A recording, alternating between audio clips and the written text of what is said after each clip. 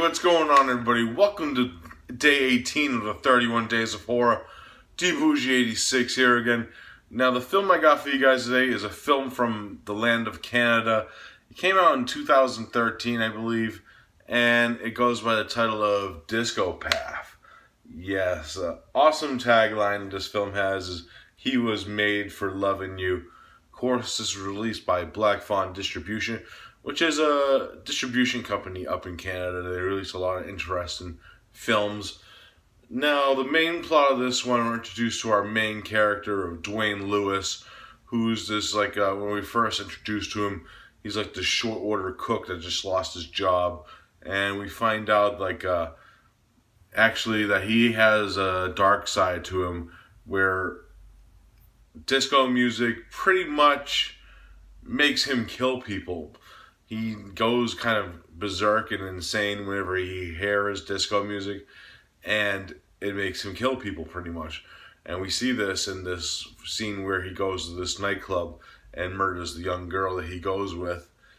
And as they find out this is happening, he actually flees to Canada, and 4 years go by because this takes place in 1976.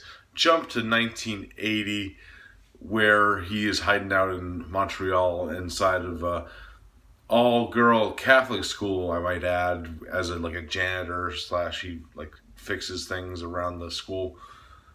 But his killing ways have not stopped there, and the killings start over again. And we find out the cops are trying to figure out where he is, and also a cop from New York is also involved in investigating and trying to bring him down. That's pretty much the main gist of the plot of this one. Now, my thoughts on it.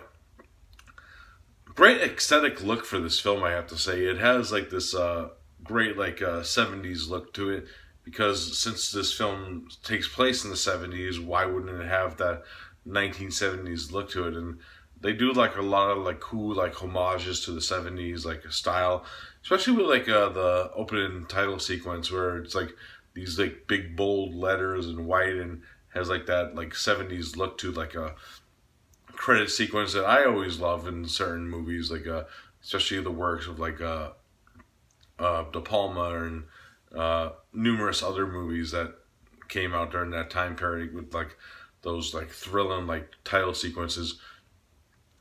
And there's a lot of homages to De Palma in this film. I saw especially in the first kill that happens in the film.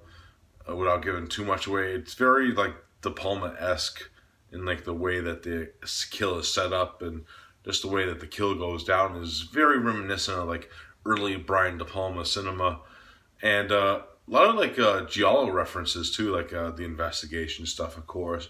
This film plays out like a Canadian giallo in a way. Yeah, I said that word right. And it has that aspect of the investigation where we follow the cops and stuff as they investigate the murders and stuff, and from trying to find certain aspects and clues of how to capture this guy. But instead of a normal giallo, of course, we actually follow the killer through his escapades, and they're very horrific. There's some grueling gore shots in this film, and some fucked up scenes involving a head or heads. That's all I'll give away about it. But it's very odd and bizarre, I have to say, that scene. And this comes that sort of the stuff inside this film, especially during that aspect, is kind of my only gripe with the film.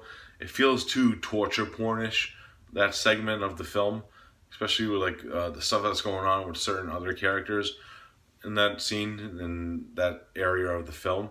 It's just kind of too out there. I didn't really need it, but I see why they did put it in there.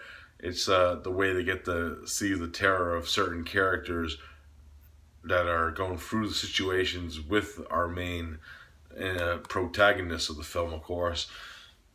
The acting is also really decent. It has that 70s charm to it, especially when they are in the New York scenes, because these are Canadian actors still, and they're trying to do New York accents to the best of their abilities. Some of them pull it out better than others. The main chick that we introduced, she does a very good New Yorker and stuff, but some of her co-works and friends. Some of the other police detectives, besides the main cop in this film, are kind of like hokey in like their dialogue, especially with the New York stuff. But I did like the Quebec stuff because actually the film actually switches languages right when we get to Quebec and turns into like French. We have to read subtitles, so it's another thing I forgot to mention. There is like a proportion of this film where you had to read like subtitles. So don't be lazy, people. It's not the whole movie, but highly enjoyable, and the soundtrack's fucking amazing. Like the soundtrack done by the composer is great, and they also add like some great like 70s like disco songs in there, like Casey and the Sunshine Band and Kiss. Which, spoiler alert, you know what Kiss song it is because look at that tagline: "He was made for loving you." So you know like what song is going to be in this movie already. So if you're not a fan of that song, I know why, but I actually really enjoy that song.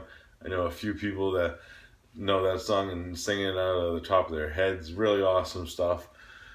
But I highly enjoy Discopath for what it is. It's a simple film with like a great premise and great aesthetic look, great music, great editing styles, and just great overall. Like I said, my only gripe is maybe that one scene, maybe like two scenes of torture pornish stuff that's going on inside the film.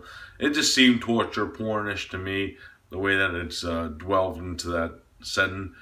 But other than that, it's a really enjoyable film that has a lot of great homages to 70s and early 80s cinema in a way that a lot of other like non-horror movies are doing today also. But this one's really good. If I had to rate Discopath, I'm going to give it a solid 7.5 out of 10. Just because, like I said, that one like section of the film kind of takes me out of it a little bit. But other than that, highly enjoyable watch. So 7.5 out of 10 for Discopath. Alright guys, that's it for day 18. I hope you enjoyed it, and as always, we'll be back tomorrow with another one. So I'll see you then. Peace out.